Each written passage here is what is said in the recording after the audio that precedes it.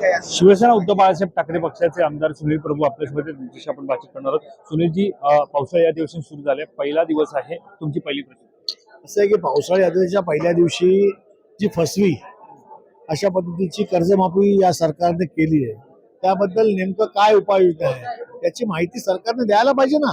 केवळ कर्जमाफीच्या घोषणा केल्या, एवढ्या शेतकऱ्यांना आम्ही देतोय, बँकेत कर्जाच्या अनेक अटी टाकलेल्या आहेत, शेतकऱ्याला त्याचा फायदा होत नाहीये, शेतकरी त्रस्त आहे, शेवटी लबाड लांडगं ढॉंग करतंय, हेच आहे. आणि फक्त कर्जमाफी देण्याचं सॉंग करतंय, अशी या सरकारची परिस्थिती आहे. पण सरकार सातत्याने म्हणतंय की शेतकऱ्यांना कर्जमाफी दिली तरी पण विरोधक जे ते तेच मुद्दे काढत आहेत. अरे असं आहे की या सरकारने कर्जमाफी दिली, त्याच्यामध्ये प्रचंड अटी या सरकारने घातल्या, त्यामुळे सरकारने दिलेल्या कर्जमाफीमध्ये सर्वसामान्य शेतकरी ज्याला आवश्यकता आहे कर्जमाफीची तो त्यात समाविष्ट होतच नाहीये. हे तर आमचं दुःख आहे ना. अधिवेशन पावसाळी आहे, मात्र चर्चा ऑपरेशन टायगरची, त्यांची पत्रकार परिषद सुद्धा आहे.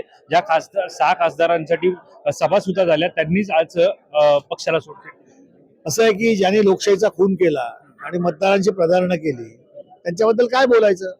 आज अशा पद्धतीने ऑपरेशन टायगर करून मूळ महाराष्ट्रातले जे प्रश्न आहेत, म्हणजे दुष्काळाचा असेल, कर्जमुक्तीचा असेल, पेपरफुटीचा असेल, या सगळ्यापासून बगल देण्याचं काम हे सरकार करतंय. पण सातत्याने आमदारांचं झालं, खासदारांचं झालं, बंड शिवसेना उद्धव बाळासाहेब ठाकरे पक्षालाच का सहन करावं लागतं? असं आहे की उद्धव बाळासाहेब ठाकरे पक्षाची ताकद इतकी आहे की उद्धव बाळासाहेब ठाकरे पक्षाला संपवण्याचा प्रयत्न केल्यानंतर देखील उद्धव बाळासाहेब ठाकरे पक्ष संपत नाही ना, हीच पोटदुखी आहे. आणि म्हणून सातत्याने त्याच्यावरती प्रहार केले. शिवसेनेचा तो दम आता राहिला नाहीये का? कारण शिवसेना म्हटलं की बंड करायला सुद्धा विचार करत असे, मात्र आता असं आहे, जो दम राहिला नाही म्हणतात ना, त्यांनी पोलिसांचं संरक्षण बाजूला करावं आणि मैदानात यावं, मग दम कळेल. दम हम किसीचे कम नाहीये. नाही ना, पण जी बाळासाहेब ठाकरेंचा जो दम असायचा त्यामध्ये मात्र साहेबांचा दम अजूनही कायम आहे. जे मोठ्या पुशारक्या मारतायत तरी पोलिसांचं संरक्षण बाजूला ठेवा, रस्त्यावरनं चालवा. सर्वसामान्य शिवसैनिक बाळासाहेबांच्या भाषेत त्यांना उत्तर देईल. शेवटचा प्रश्न, पण जे गेले त्यांना पुन्हा मातोश्रीवरती बोलवणं असणार आहे. उद्धवजींचा हा निर्णय असेल, त्यामुळे मी बोलणं योग्य नाहीये. मी शिवसैनिक आहे.